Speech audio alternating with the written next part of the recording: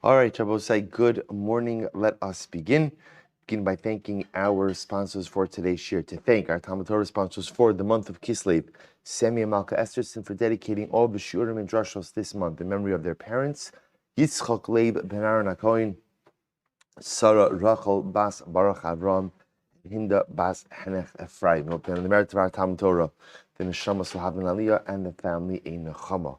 We thank our week of learning sponsors, Paul and Kathy Pollack, for dedicating the learning this week in honor of the birth of a grandson, Rabbi Henech Morris, Rosh Kollel of the Columbus Community Kollel, and his wife Chaya, born to their children Isaac and Esther Morris of Baltimore, Mazel Tov. And our day of learning sponsor, Hillary Jacobson Kent, in honor of Hillary's father, Tzvi Hirsch ben Chanoch, Zachrini Shulamis. We hope that in the merit of our Talmud Torah, the Neshama will have an aliyah and the family a nechama. But with that, let us begin. We have a beautiful, beautiful daf ahead of us today, a little bit of a longer daf. Thank you for accommodating the bit of the earlier start. We are picking up, so today's daf is Vav 6. We are picking up on Hamud Bays 5b, and we are picking up 2, 4, 6, 8, 9 lines up from the bottom. So Rabbi Yitzchak. So Rabbi Yitzchak says as follows. So the Gemara says, Kala Omer Rachav Rachav Biyad Nikri. A very interesting statement. Whoever says Rachav Rachav, the name Rachav. Now remember again, who is Rachav? We go back to Sefer Yoshua, and we know that we hear the story of the second set of Meraglim, the second set of spies. Remember again, the first story did not go well. Second time spies are sent in. And Baruch Hashem, this time it goes well, because Yoshua sends them in. And again, they stay by a woman by the name of Rachav. So the Navi identifies Rachav as an innkeeper. But there's an interesting machlokes in Mefarshim. Was she an innkeeper or was she a prostitute? That was a machlokes in between the Mefarshim. So the idea over here, the Gemara is saying that if a person says the name Rachav twice, he automatically experiences a seminal emission. So the Gemara says, really? I say it, right? I say, good timing. I welcome. Right? I know what you were trying to do. I know exactly. I know how this works. Right? So the Gemara says, so Nachman says, I say that name all the time and nothing happens. Amrale ki ka'amina biyoda ubamakira. Ultimately, again, when is that true? In other words, when does the name have an impact on a man? Ultimately, when he knew her. So Rashi says, Biyoda, Hainu Nami Makira. Rashi says, Yoda and Makira. Yoda means know, Makira means recognize. Tosis understands that Yoda means having had relations with her, and Makira means having seen her. Okay, so the point that the Gemara is making is her name only has an impact on a person, on a man, if they knew her, whether it means they knew her in an intimate sense or they just knew her in terms of having seen her. They'll say, what's the point of a Gemara like this? Right? Think about it, just like, what in the world are we supposed to take from this? So I take something amazing. So remember again, Rachav becomes a Ba'alas Tshuva. Right? Remember, Rachav and her family are the only ones saved from the city of Yericho. The rest of the city is wiped out as part of the conquest of Eretz Yisrael. Rachav and her family are saved, and Rachav becomes a Ba'alas Tshuva. So I say, the message of the Gemara is that no matter how broken a person is, no matter how deep of a hole a person has dug for themselves, no one is beyond redemption and salvation. So literally, you're talking about a woman who was such a well-known harlot that literally, again, just uttering her name had an impact on a man. That's how widespread her reputation of ill repute was. And it tells you something absolutely amazing. Sometimes we think that we make mistakes that cause us to become damaged goods and that prevent us from ever truly turning it around. But I will say it's not true. Even if a person is a Rachav, no one is beyond repair. Such an incredible Gemara. So Gemara goes weiter. I will say this is so beautiful. When Rav Nachman and Rabbi Yitzchak were taking leave of each other, because most remember again, that's how this whole story started. Remember Rav Nachman and Rabbi Yitzchak were sitting down together to eat. Rav Nachman said to Rabbi Yitzchak, tell me a vart. Rabbi Yitzchak said, I can't speak during a meal. Shemayaktim kana leveshet. So now again, they're parting ways. So he says, so Amar Leib Livar Chanmar. Rav Nachman asked Rabbi Yitzchak, Give me a bracha. Well, say, listen to how beautiful this is. So, Rabbi Yitzchak says back to Rav Nachman, Amar lei, Em shalacha mashal mahadar adoma. You want me to give you a bracha? I'll give you a mashal to what this is like. La adam shaya holich b'midbar v'hayarav v'ayev v'tzameh. This can be compared to a person who was walking in the desert and he was hungry and he was thirsty. Hungry, tired and thirsty. Umatze ilan sheperosav mitukin v'tzilo noah v'amas mayim overes tachtav. And the man happens to come upon a tree. And what was unique about this tree? It had sweet fruit. It had a stream of water passing right by it, and it provided beautiful shade. Achal mepirosav, the hungry man eats from the fruit. Shasa meimav, he quenches his thirst with the waters. The yashav betzilo, and he sits in the shade. Ukishabikesh leilech, and now the man wants to continue on with his journey. Well, this isn't how beautiful this is. Amar, Elon bama avarechecha. And he says, tree, what bracha should I give you? What bracha should I give you, tree? Should I tell you that your fruit should be sweet? Hare perosecha mesukin. Your fruit are already sweet. Should I give you a bracha that your shade should be comforting? Hare tzilcha noah. Your shade is already incredible. That you should have a stream of water pass under you. There is a stream of water that passes under you. So what bracha can I give you? Tree, you who have everything. You have the fruit, you have the shade, you have the water. What could I give you? Ella yiratzon shekolnetios shenotin mimcha. Rather, the bracha I give you is that, listen to this.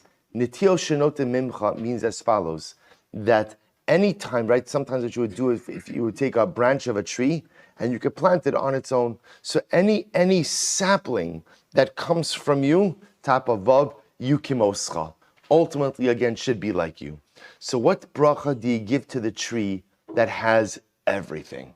Right? The bracha you give to a tree that has everything is that all the future trees that come from you should be just like you. So Bosai says, so too says Rabbi Yitzchak to Rav Nachman. Af ata, bama avarechacha. Rav Nachman, what should I give you? What bracha should I give you? In TORAH, that you should be a Talmud Chacham, Hare Torah, you have Torah. In Osher, that I should give you a bracha that you should be financially successful, Baruch Hashem, Hare Osher, you're wealthy. But let's say I want to point out something interesting. Chazal teach us that an incredible statement, Lo kol adam ochel al shtei shulchanos, that generally most people can't eat at two tables, right? What are the two tables? The tables of spiritual accomplishment, Torah, and financial accomplishment, wealth. Most people cannot eat at two tables. You usually in life have one of those two. There are certain people who, Baruch Hashem, enjoy both tables. Spiritual accomplishment, Talmidei Chachamim, and wealth. Apparently, Rav Nachman was one of those people. So Rabbi Yitzchak says, what bracha should I give you? That you should be a Talmud Chacham, you're a Talmud Chacham. That you should be wealthy, you're wealthy.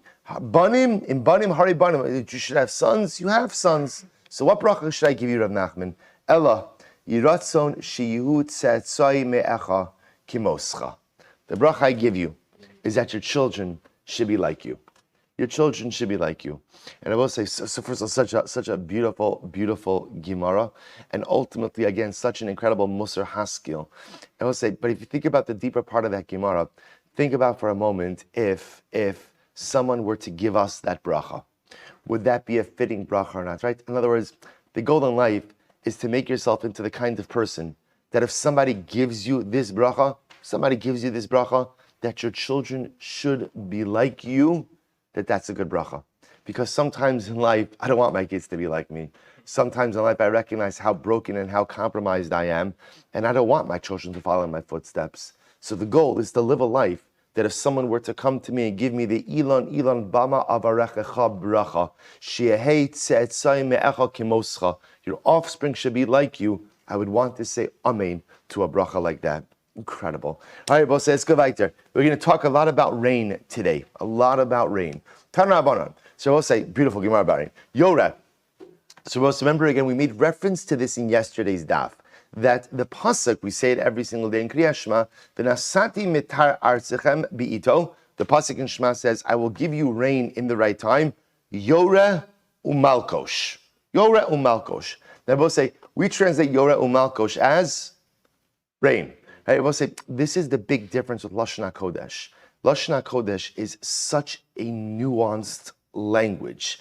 You see, so in English you have synonyms. So synonyms pretty much mean the same thing, and they could be often used interchangeably. In Lashon HaKodesh, there's really no such thing as an interchangeable word. There might be words with similar meanings, but each word has its own nuanced understanding. So when the Torah uses two words for rain, Yoreh Umalkosh, there's a reason for that. So let's analyze. Tanrabanan, Yoreh. Why is it called Yoreh? Shemora es abrios la'atiach gagosein ulahachnis es perosein v'la'asos kol tzarchen. This is great. Yoreh is the rain that teaches you that it is time to go ahead and make sure that your roof is properly sealed, to bring in your produce, and to go ahead and take care of everything before the rainy season starts. So Yoreh is from Lashon of Horah, to teach. When the first rains come, that tells you rainy season is coming. You have any leaks in the roof, you better repair it. You left produce in the field, better bring it in. And whatever else you have to do in advance of the winter season, do it. Rashi says over here, Yoreh is Revere Rishona Hayoredes b'Mar Cheshvan. This is the first rain which falls in the month of Mar Cheshvan. And ultimately, again, why is the first rain called Yoreh? Because again, it instructs us to prepare ourselves for the upcoming winter months. Incredible. Davar Acher, another possibility is Shemora es haaretz, or Shemerava es haaretz, umashke at home. That the first rain has the ability, literally, merava means to saturate. It saturates the land, and the moisture goes down all the way to the depths of the earth. We're going to talk about that in just a little bit. Shnei Amar, the Gemara quotes the pasuk, Tilameha rava nachas kidudeh berevivim timoyegnot simcha tivarech. So davar another possibility is Yoreh sheyored benachas ve'eno yored bezav. The other possibility is Yoreh means what? It comes down gently. It comes down gently.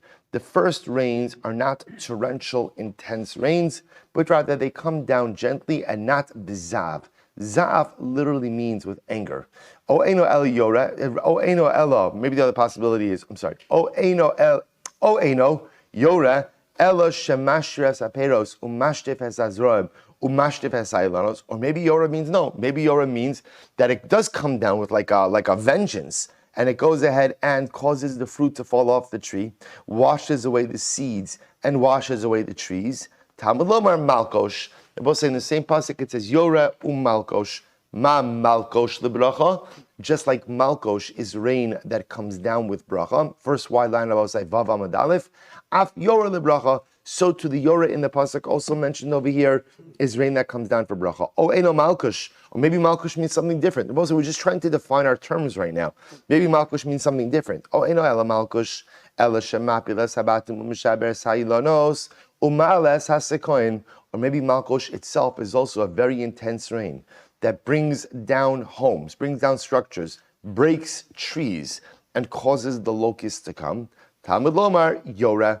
Therefore, the pasuk says Yoreh, ma Yoreh lebracha. Just like Yoreh ultimately refers to rain, which ushers in blessing, af malkosh lebracha. So to malkosh ultimately is for bracha. And I will say, now what I'll point out over here is the Gemara is clearly operating with the principle, Yoreh is the first rain, malkosh is the second rain. When exactly these rains are supposed to occur, we'll see in Meretz Hashem in just a little bit. But the idea being also that the Gemara is operating under the assumption, Yoreh is a lighter rain, malkosh is a more intense rain. So the Gemara says, Yoreh gufei minalan. How do we know that Yoreh itself is again supposed to be we'll call it a bracha dikarein? Tichsiv ubnei Tzion gilu v'simchu b'Hashem Elokechem ki nasan lachem es hamoreh litzdaka v'yoreh lachem geshem moreh u'malkosh b'rishon. So we'll say, so the Gemara quotes the pasuk from Yoel, and ultimately again uses the lashon of hamoreh litzdaka. So again, you see that the first rains, the moreh, is referred to ultimately again as tzedakah. Beautiful. Tan Rabbanim. So we'll say, let's analyze a bit more. Yoreh b'Mar Cheshvan u'malkesh b'Nisan. Yoreh comes down in Mar Cheshvan. So we'll say, remember again, Mar Cheshvan is the beginning of the rainy season. So machlokes, is it the 3rd of Cheshvan? Is it the 7th of Cheshvan? Again, we'll get into that more as well. So Yoreh b'Mar Cheshvan. Yoreh, first rains fall in Cheshvan. Malkesh b'Nisan. We'll say, by the way, I also point out something very interesting. You'll notice over here that we often assume that the name of Mar Cheshvan, right, it's Cheshvan, and then the Mar is added in, because there's no Yamim Tovim, right? It's a bitter month. We'll say the name of the month is actually Mar Cheshvan. Right? So again, it happens to be right. Again, it's known both ways, but you see that when Chazal refer to the month of Cheshvan, they refer to it as Mar Cheshvan. They refer to it as one word. It's not Mar Cheshvan. It's Mar Cheshvan, one name of the month. So I'll give you, for example, that's how I write in Ksuva. Right? In Ksuva, a person gets married during Cheshvan. It's not written Cheshvan, it's written Mar Cheshvan, one word. So the Gemara says, Turn up on Yoreh b'Mar Cheshvan, Malkesh b'Nisan. Yoreh falls in Mar Cheshvan, and Malkesh falls in Nisan. Ata Omer Yoreh b'Mar Cheshvan, Malkesh b'Nisan. So you're telling me that Yoreh falls in Mar Cheshvan, and Malkesh in Nisan. Oh, now I want to point out, that doesn't mean that it doesn't rain in between. But what it means to say is that there are two different types of rains in these months. Cheshvan has Yoreh rain, and Nisan has Malkesh rain. We'll question the Nisan piece in just a moment. Or Eina Ella Yoreh b'Tishrei u'Malkesh b'Iyar. Or maybe not. Maybe ultimately, again, it means Yoreh comes in Tishrei, and Malkesh comes in Iyar. Talmud Lomar bi'ito. We'll say the pasuk says bi'ito v'nasati mita'artzechem bi'ito. We'll say part of the bracha of rain. We saw this before earlier in the Masechta. Part of the bracha of rain is that it's given in the appropriate time.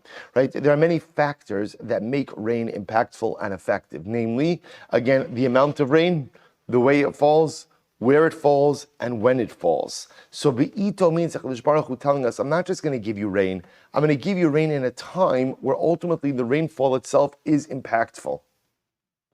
So the Gemara says, Tam Lomar Be'ito, Malkesh. So what does it mean, Malkesh? Am Rabbi Nilai Bar Idi Amar Shmuel, Davar Shemal Kash Yosein Shayisrael. This is beautiful. Why is it called Malkesh? So again, we saw Yoreh. Now we saw three different interpretations of Yoreh. But if we go ultimately with the first interpretation of Yoreh, ultimately it instructs us, right? When the first rains come, that's instruction to get ready for the winter months. Whatever you have to do in your home repairs, with your produce, whatever other needs. What's Malkesh? Malkesh says, Shmuel, Davar Shemal Kash Yosein Shayisrael. It is something that literally circumcises or removes the difficulty, the kashius, right?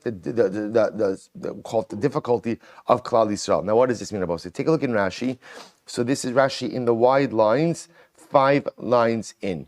Davar shemal kosh yosein she'Yisrael shekishe'eno yored chozrin Yisrael b'tshuva umisanin va'osin tzedakos. Shabbos say this is incredible. What happens if Malkesh doesn't come? Shabbos say if Yoreh doesn't come, we get, those of us who are doing Mishnah Yomi, you've seen this in the Mishnayos already, right? If the rain doesn't come, it triggers a whole series of fast days. But when the rain doesn't come in Cheshvan, there's a little bit less urgency. The Yoreh doesn't come. If the Malkesh doesn't come, that could be potentially agriculturally catastrophic. So what happens if the Malkesh doesn't come? It humbles everyone. Rashi says again, Kishe'eno Yored, when the Malkesh doesn't fall, Chozrin Yisrael b'tshuva. We do tshuva, umisanin, we fast, va'osin tzedakah. So we perform acts of tzedakah. So it's called Malkesh because it humbles the heart, right? Sometimes we're hardened, and the Malkesh comes along. Ushabah say such a musar, right? Some rain, right? Some moisture that falls from the heavens has the ability to humble us in dramatic ways. Really incredible. So the Gemara goes back to Debei Rabbi Shmuel Tana. So Debei Rabbi Shmuel taught as follows: Davar shememali tevua bekasheha. Why is it called Malkesh?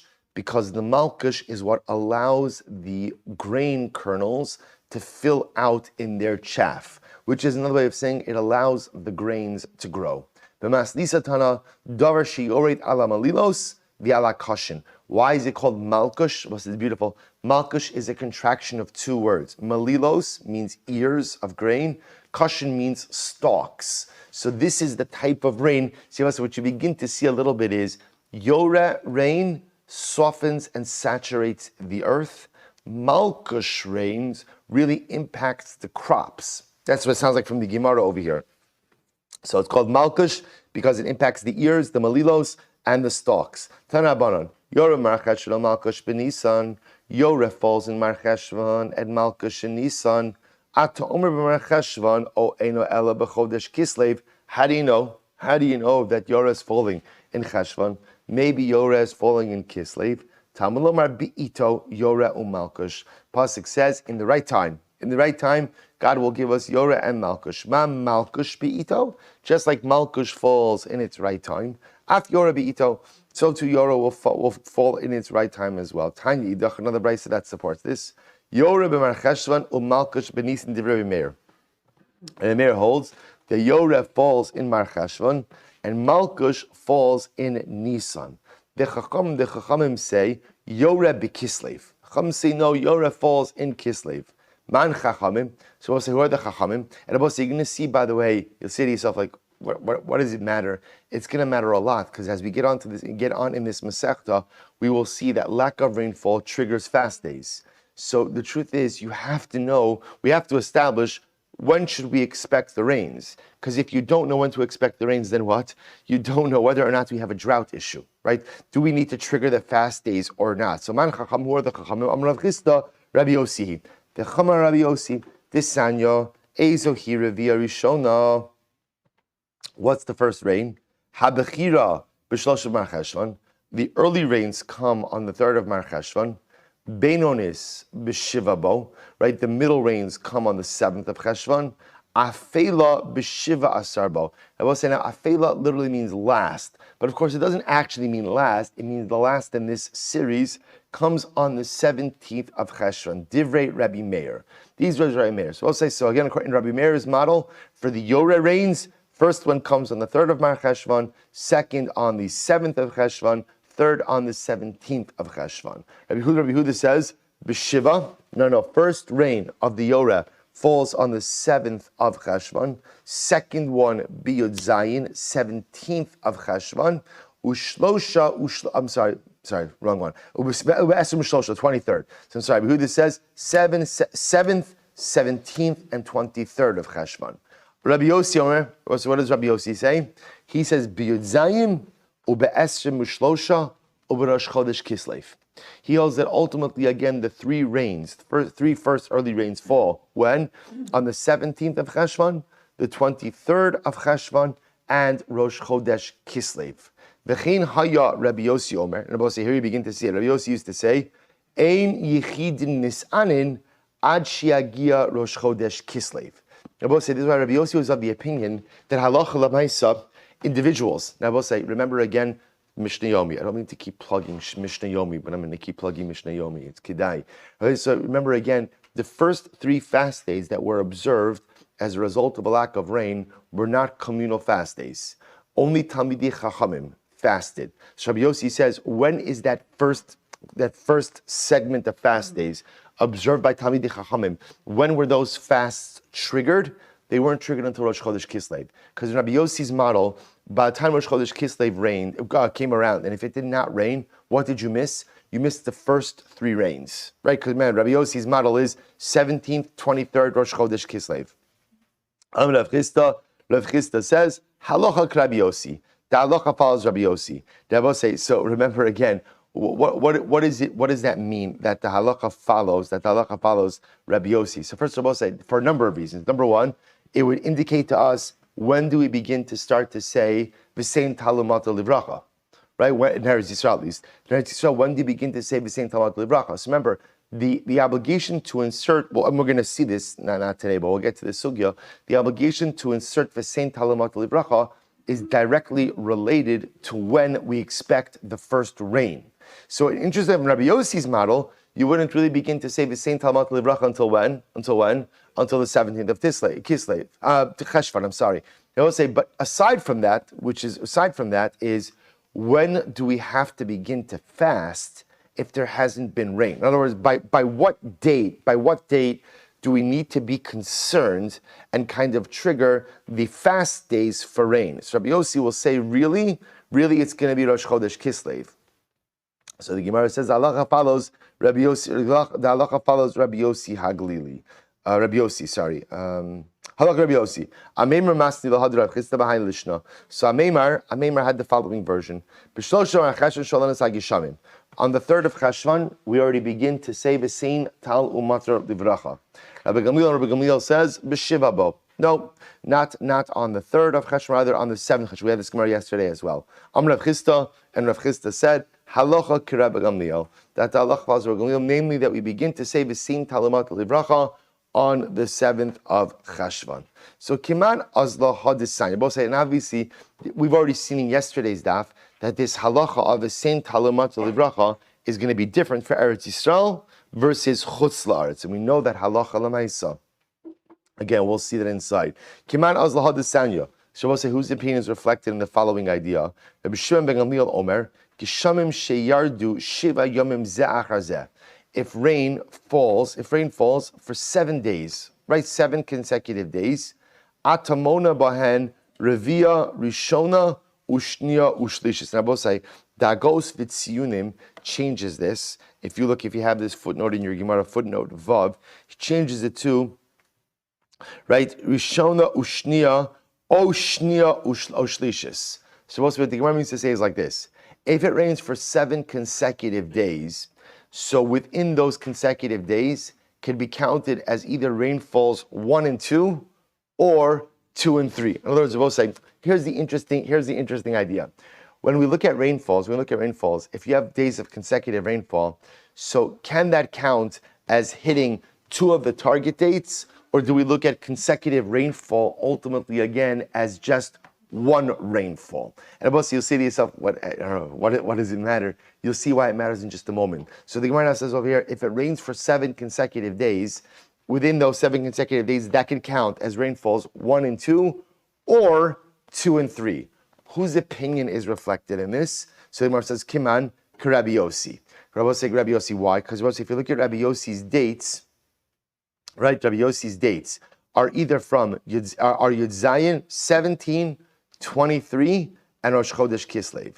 So therefore, both say if it rains for 7 consecutive days, so again, that could either get the first 2, right? Yud Zayin, right? 17, 23, or it can get 23 in Rosh Chodesh Kislev. So therefore, when it says if it rains for 7 consecutive days, that could count as 2 rainfalls. That reflects the timing of Rabbi Yossi. So the Gemara says, well, let's analyze this.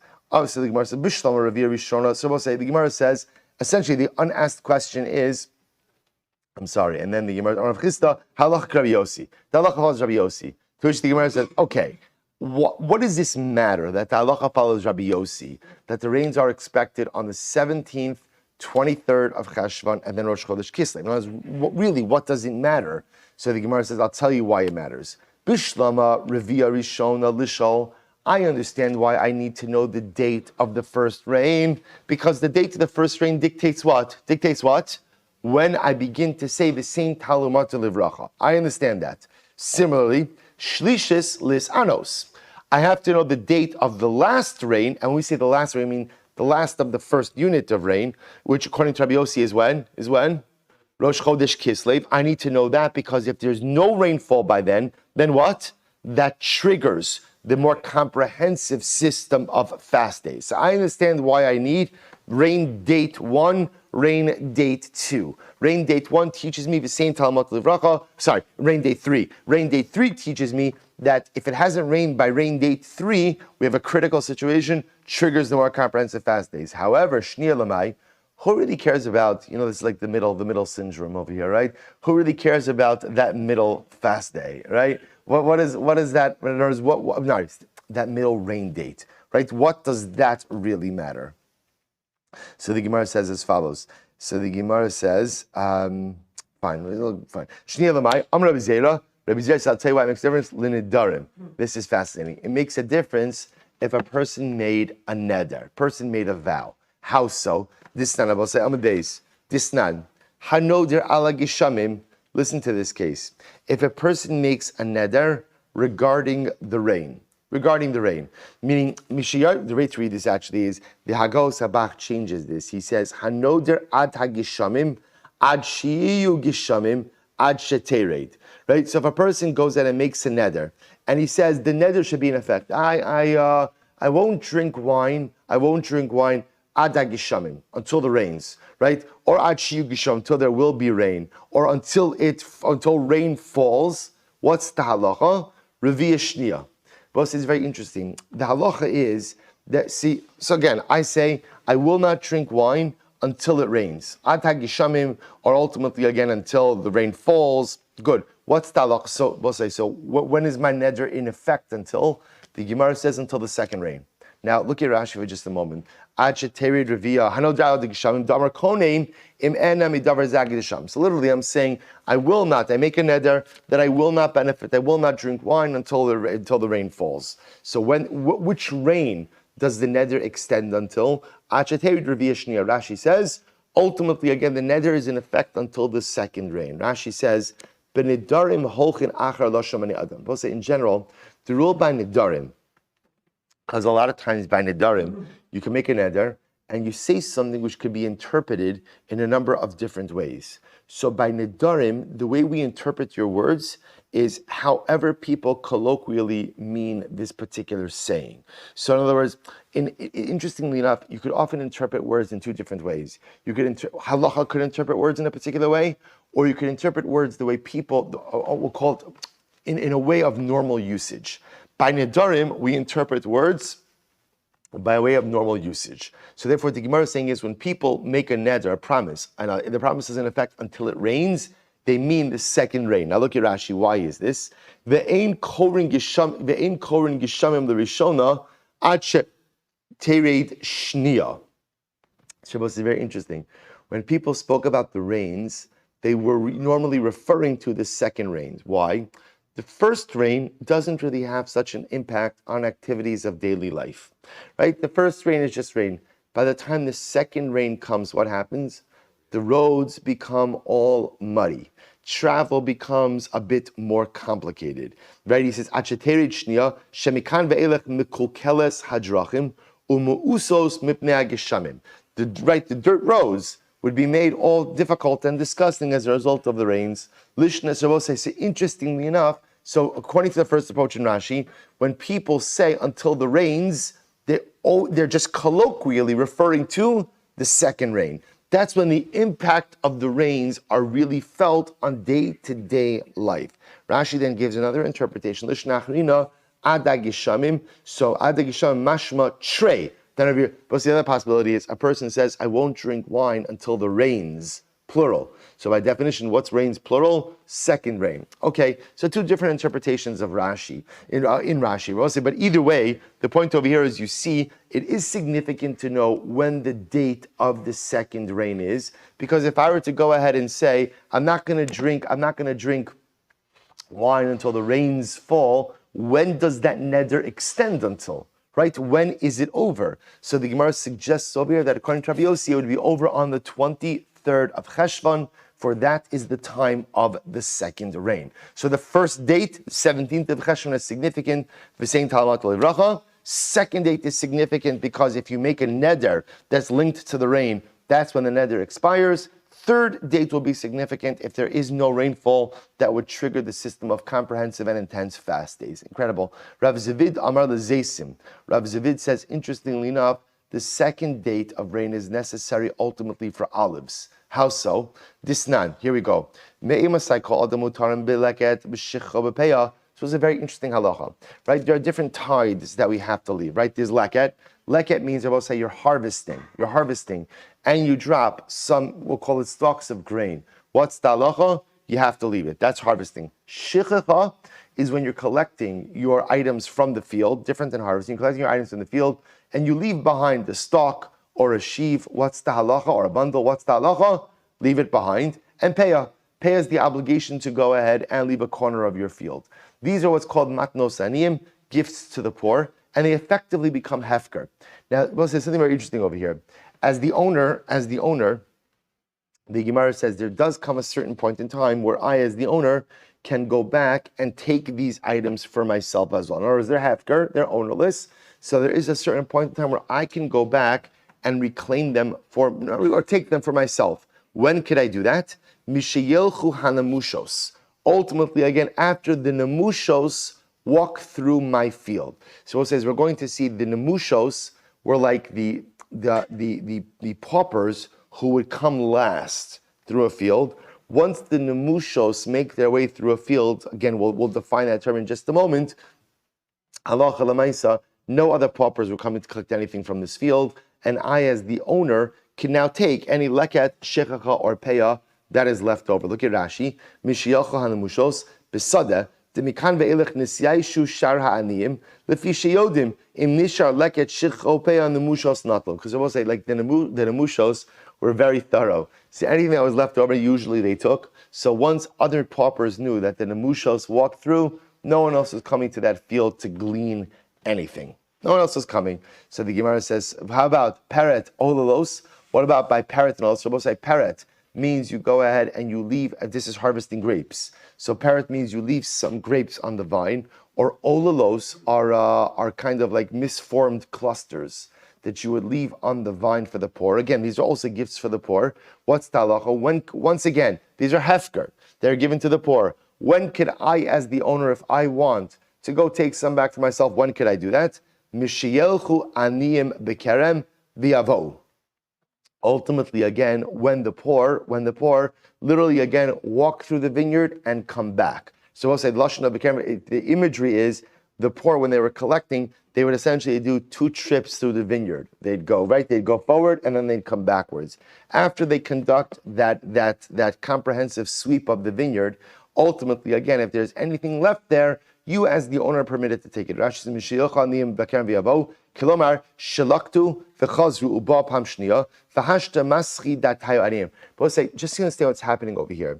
The idea is the owner could only come back and take whatever is left over at a point in time when we know that the aniyim have given up any more hope of retrieving anything from these fields. So let's say again, by olives, by leket, shikha, and peah, it's the nemushos. After the nemushos have gone through the aniyim, that field was picked clean, right? There's nothing left over there. So as the owner, if I want to go back and see if there's something there, I can take something for myself. In the vineyard, after the aniyim have gone to and fro, right? At that point in time, now we assume everything that's there has been picked. The aniyim will no longer come to that vineyard, and I, as the owner, could go take whatever there's left over. Good. So the Gemara says, "Bezeis." And what about by olives? When could I go ahead and take olives? In other words, we'll say olives that I've left in the field for the poor. At what point in time? At what point in time, ultimately, again, am I permitted to go ahead and take them for myself? Mishetere Revere shniya. Once the second rain falls.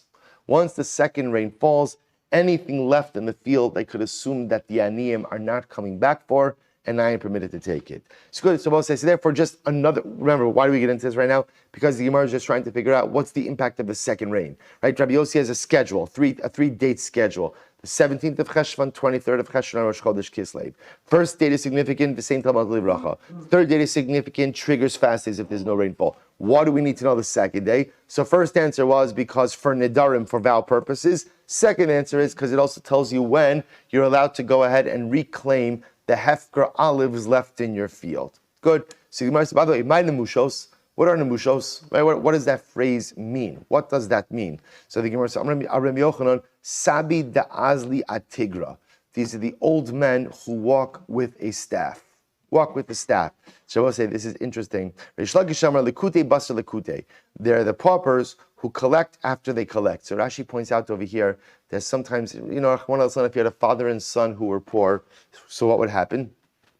What would happen? The pauper would bring his son to the field to glean. So what would end up happening is that the father would go and his son would follow after him. So whatever the father missed, the son was able to pick up. The idea being that these people conducted an exhaustive gleaning. So after they went through the field, there was normally nothing left to really be gleaned. No other paupers would come. And therefore, again, really whatever is left over, the Balabayis is permitted to go ahead and retake for himself. Well, see, I'll just tell you, it's incredible, Musraski, if you think about this. The first definition of nemushos is sabi da'azli atigra. Old men who lean on a staff. So we'll say, what's the imagery? What does it mean if it's an old man who leans on a staff? So how does he make his way through the field? Slowly. slowly. So they will say, but because he makes his way through the field slowly, he's able to see every last stalk of grain, right? He's able to see every last item, which teaches you an incredible Musar HaSkel. Sometimes we just blow through life, right? We blow through everything, right? We're always like we're at maximum speed through everything.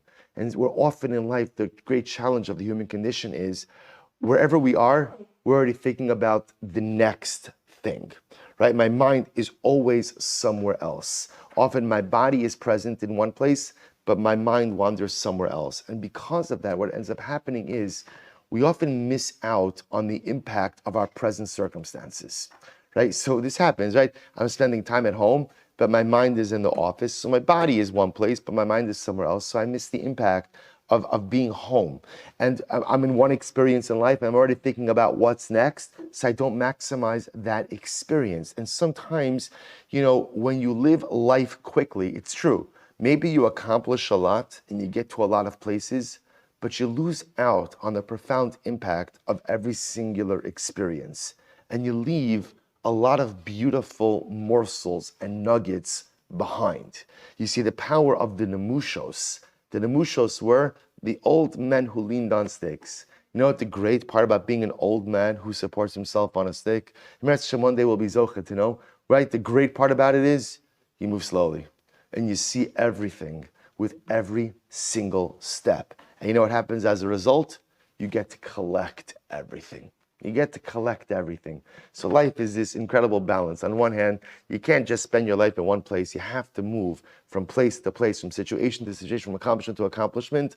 But you can't blow through life either at such a pace that you miss everything around you. You have to be like the nemushos, who take their time, but through taking their time are able to gather the true profundity of all of life's experiences. The Gemara goes right to Rav Papa Amri. Rav Papa Amar, Kadei lahalich b'shvil Yisrael. Both say this is a fascinating halacha.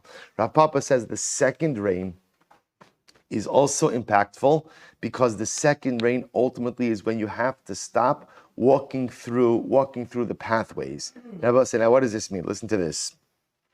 Damar Mar.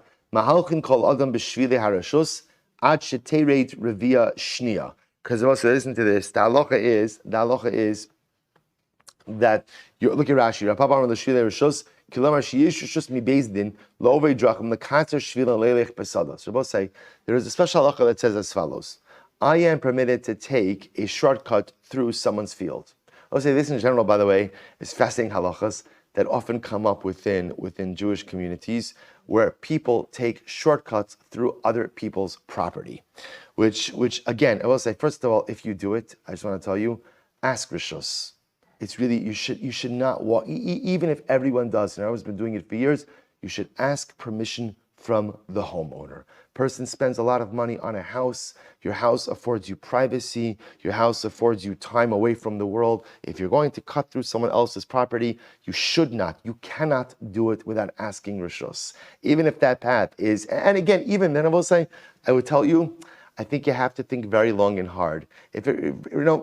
There's something about just walking through other people's property that just does not really feel like the right thing to do. Again, if you have rishus, you have rishus. But lamaisa, I can't tell you, it happens all the time, and especially we have to be so careful with this in the firm where sometimes we just take liberties with other people's property that we should not be taking in any event. But on a halachic level, Beis Din instituted that you're allowed to walk through someone's field. Again, I want to point out, it's by the field. This is an agricultural field, not their driveway, right? Not their house. Hey, so I say, you're allowed to go ahead. You're allowed to go ahead and halacha l'maisa walk through someone's field, right? To take a shortcut. But however, you could only walk through the field when that pedestrian traffic will not adversely impact crop growth. So when are you permitted to take shortcuts through people's fields? Up until the second rain.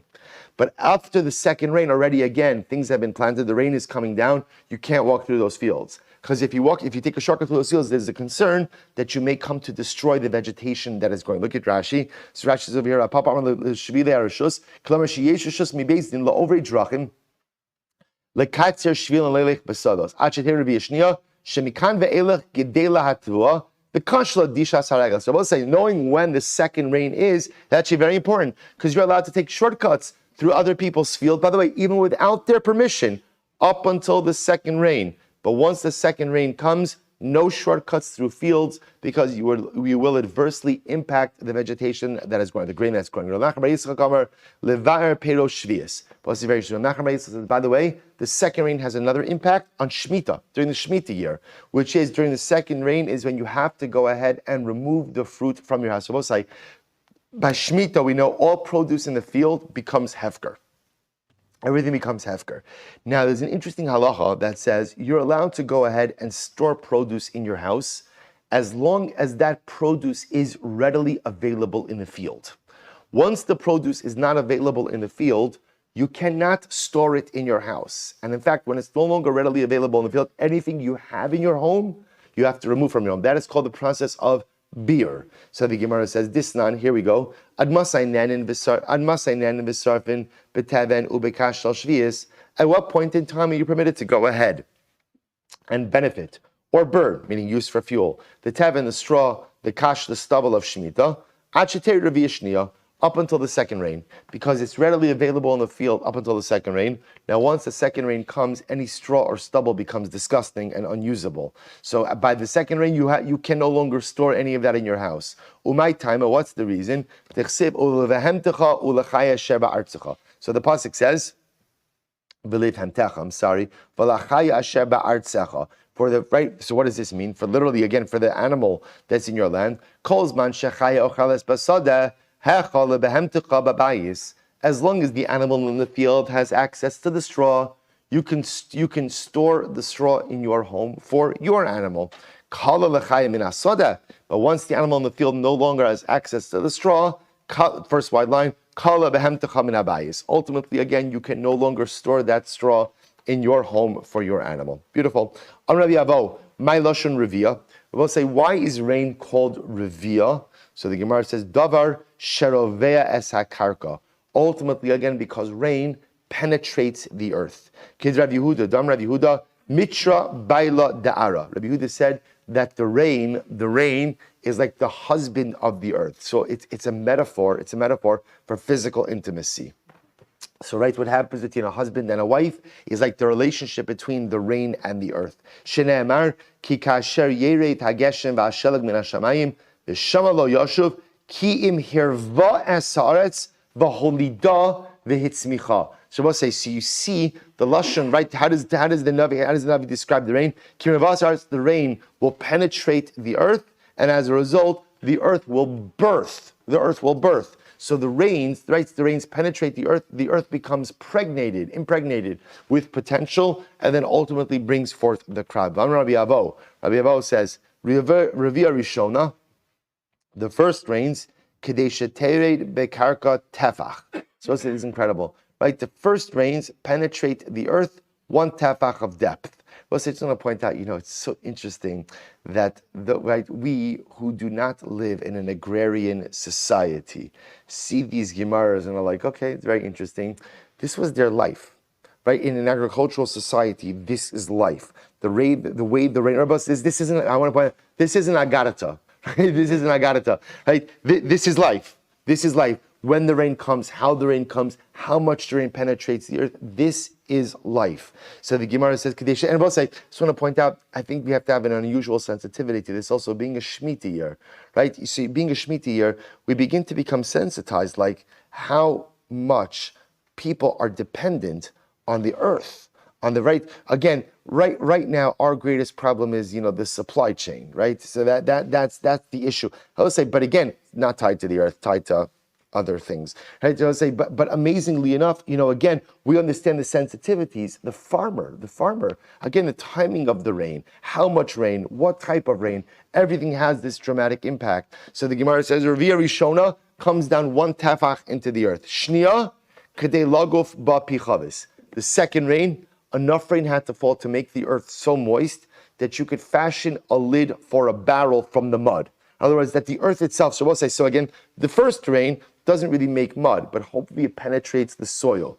The second rain hopefully would make the ground muddy. How muddy? Muddy enough that you could go ahead and make a lid for a barrel, which just means that the earth itself is malleable. It's muddy. Amar Rav Chisda, Geshamim kshiyardu kedei lagov bahem pichaves ein bahem mishum va'atzar.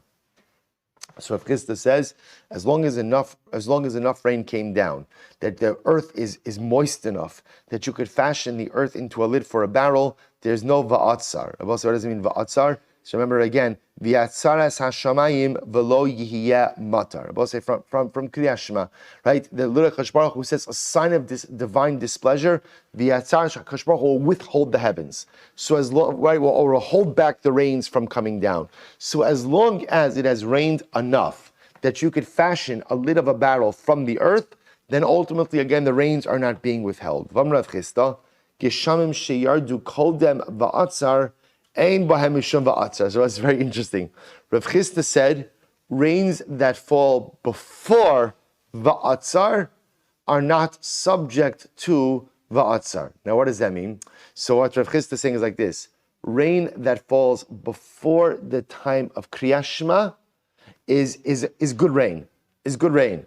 So the Gemara says, now which Kriyat Shema says? It's talking about Kriyat Shema shel Shachris or Kriyat Shema shel Arvis, right? What the Torah is telling me is that halacha l'maisa, if rain falls before Zman Kriyat Shema, ultimately again that is good rain and not a sign that HaKadosh Baruch Hu is withholding anything. To which the Gemara says, okay, which rain? Which Shema? Amar Abaye lo amran ela kodem ba'atzar da'arta. That's talking about rain that falls before Ma'ariv. Aval kodem ba'atzar detzafra. Both says this. The Gemara says, rain that falls in the early morning, like before this month for Kriyat Shema, that rain is actually not beneficial. That rain isn't beneficial. And even if that rain falls, you still might be in trouble. But rain that falls before Kriyat Shema shel Arvis, that's good rain. Says that the Amar of Yehuda bar Yitzchak, Hani anani ditzafra les puhu meshasha. The rain clouds of the morning have no positive impact. Kislev, ma eselecha Efraim, uma eselecha Yehuda. So we'll say, we're recording the pasuk from Hosea. Uma eselecha Yehuda, v'chastechem ka'anan boker, ukital mashkim holech. So HaKadosh Baruch Hu, so I should say the Navi blasts Yehuda and Efraim, and he says, your chesed is like morning clouds. Just like morning rain clouds are absolutely unimpactful. So we'll say, you see from here that morning rain is not considered to be gishmei bracha. It's not bracha dekarein. Amir Pavla Abaye, is that true? Vaha Amri Inshi, people say b'miftach bavi mitra. So I'll also listen to this, but people say, listen to this expression, right? B'miftach bavi mitra, when the gates of rain open in the morning, bar chamra moch sakech v'gani. Donkey driver, fold up your sack and go back to sleep. So I'll say, which means that when it rains heavily in the morning, that is a sign of incredible bounty. And so we tell the donkey driver, it doesn't even make sense to go out and sell your wares because you're not going to make good money today. Because there's going to be such an abundance of produce that the price of produce is going to go down. So you might as well take the day off. Right? You might as well take the day off because there's no money to be made today. So what do you see from here? When it rains in the morning, that is a sign of incredible bracha. So what's going on over here? To which the Gemara says, Lokasha, had the katr be'eva, had the katr ba'anani. So the Gemara says, it depends. What does it depend on? Look at Rashi. Rashi says over here, second wide line, the katr be'eva, in this kashu shamayim ba'ananim avim, velo kilushim, imam shum tzara. We'll say everything depends on the type of clouds. On the type of clouds. If ultimately, again, there are thick clouds in the sky, that is a sign of very good rain. If, however, again, it's thinner clouds in the sky, that rain is not going to be beneficial. Okay? So, the Mazar Yehuda, Tava l'shasa, the Teves are Malta. Rabbi Yehuda says it is good in the year when Teves is a widow. What does it mean when the month of Teves is a widow? When there's no rain for Teves. It's a good sign when there's no rain for Teves. Look at Rashi just a moment. Tava l'shasa, Ashrei kilomar tova yesh l'shana de Teves ar malta shen geshamim yardim bala avias ars. It's good when rain does not fall during Teves. Ike de amri de lo bayri tarbitzi. So the Gemara says, why is this? Look at Rashi. So some say because lo bari tarbit say osan makomosh shamar bitzim and Torah ain't boros shadraching up, because they both say when it doesn't rain in Teves, so the roads don't get muddy. When the roads don't get muddy, people can make it to the base medrash. So we'll say, so again, we want rain in Cheshvan. Apparently even some rain in Kislev. But it's good, the Gemara says, when Teves is a dry month, because we've had enough rain in the previous months, and this way, again, people can make it to the base medrash during Teves. The others say, Delo Shakal Shudafna. Delo Shakal Shudafna, Rashi says, Ein Hashidaf Onechaz. Because rain fell, hopefully in Cheshvan and in Kislev, so no disease, no blight, drought will take hold of the grain. Ini, is that so? In other words, that it's good when it doesn't rain in Teves. Vamrav Chista, Tava L'Shasa, the Teves Minavalta. But yet we learned that it's a good year when Teves is a very wet month. Lokasha, Hada Isa Mitra Meikara, Hada Lo Asir Meikara. Well, it's not a contradiction. Both are true. When is it good when Teves is a wet month? When it hasn't rained in Cheshvan and Kislev. But ultimately, again, if there's been sufficient rain in Cheshvan and Kislev, it's good when Teves is a dry month. Good. We'll say, what happens if in part of the country it rains, part of the country it doesn't rain? We'll say this is not a sign of va'atzar, right? In other words, we'll say it's very interesting. What the Gemara is saying is like this: even though ideally we want rain everywhere, as long as there are pockets of the country, right, of a region that have received rain, the fact that some pockets did not receive rain is not a sign of divine displeasure. Apparently, it's only a sign of divine displeasure when the whole region doesn't get rain. But if part of it gets rain, part of it doesn't get rain, it's not va'atzar, right? That's not a withholding of rain. Ini, is that so? Vaksya, but the pasuk says, quoting over here from Amos, the Gamanochi manati mikemas ageshem, ba'ut shlosha chadashim lakatzir, v'imtarti al ir achos, va'al ir achos lo amtir. Here to both say the pasuk says, chelka achos timatir. Yet the pasuk itself in Amos discusses a situation where HaKadosh Baruch Hu causes it to rain on one city, but it doesn't rain on a different city. And the Navi is highlighting this as a sign of divine displeasure. So you see from here that even in one Medina, when it rains in one place but doesn't rain in a different place, that is a sign of divine displeasure. To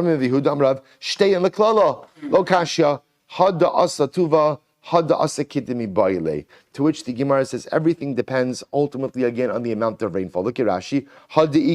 Mitra tuva, yoser midai, shtehen leklala, kidmi ba'ilei. Say if it's too much rain, then ultimately again it's a siman klala for both the areas that received the rain and the areas didn't receive the rain. However, again, if halacha lemaisa, at least one part of the region received sufficient rainfall, even if the other region did not receive any rainfall, halacha lemaisa, that is still a siman bracha. Incredible. But say also an incredible yisod. The idea being that even if the entire Medina doesn't receive rainfall, but part of it does, that's also a sign of divine blessing. We're both saying divine blessing is not only manifest in perfect circumstances, right? Sometimes we think that the sign of when is HaKadosh Baruch Hu happy? What's divine bracha? When everything is perfect. Everything is as it should be, right? The planets are in alignment. All the pieces fall into place. And the Gemara says that's not how life works, right? You never have a situation where everything is perfect or everything falls into place. When is it divine bracha? When pockets of the Medina have received proper rainfall, even if others have not. Some rainfall in the right way is also a sign of divine blessing, even though, again, it hasn't been as much rain as you thought was needed or in the way in which was needed. It's such an incredible Musar Haskell. We so often are always looking for perfection, right? We're looking for divine blessing and everything falling into place. And the truth is, life never happens that way. The goal of the Jew is to recognize the divine blessing in the things that are good, even if they're not perfect. So the Gemara goes weiter. The Gemara says as follows. I'm Ravashi Dekanami Diktani Timater Te Mako Mater Shmamino. I'm Rabbi Abo. Maybe some So we'll say here, we'll begin this talking about, we'll stop over in just a moment. We'll say, so this is interesting. From when do we begin to make the bracha on rain? Now we'll say, this is something very interesting. This is not talking about the same TALMUD livracha. If you look at Rashi says over Me'ibasai Mevarchan ala Gishamim, Beperek HaRoeh, Amrinon ala Gishamim Omer, hatov v'hametiv. Rabbi say this is so beautiful. The Gemara says when you see rain, you make the bracha of hatov v'hametiv, which is the bracha of God who is good and bestows good. So the Gemara now is not asking out about Mashiv Bracha Merid Agashem or saying Talmud Bracha. The Gemara is going to talk about from when do you begin to make the bracha of hatov v'hametiv on rain. But we'll stop over here. Meretz Hashem will pick up with this beautiful sugya in Meretz Hashem tomorrow. Shkayach, everyone. I might have to start 5:45 tomorrow again in Meretz Hashem, but stay tuned for the WhatsApp.